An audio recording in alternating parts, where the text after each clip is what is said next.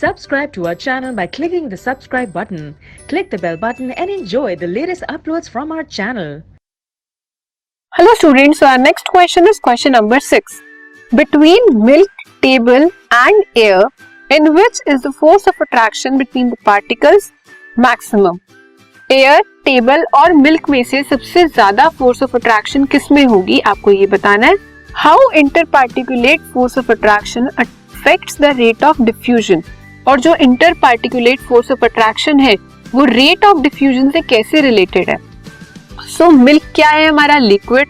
Liquid में force of attraction होती है लेकिन इतनी ज्यादा नहीं होती. टेबल क्या है, सॉलिड. सबसे ज्यादा स्ट्रॉन्ग फोर्स ऑफ अट्रैक्शन किस में होती है, सॉलिड्स में. सो strongest table has the maximum force of attraction between particles. Next is interparticulate forces of attraction are inversely proportional to rate of diffusion.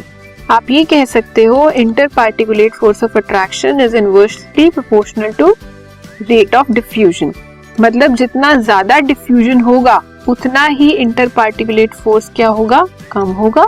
और जितना कम diffusion होगा उतना ही interparticulate force क्या होगा, ज्यादा होगा. अगर हम गैसेस की बात करें, गैसेस बहुत इजीली डिफ्यूज हो जाती हैं. क्यों? क्योंकि उसके पार्टिकल्स का जो डिस्टेंस है, फोर्स है उसके बीच में, वो क्या है, बहुत ज्यादा कम.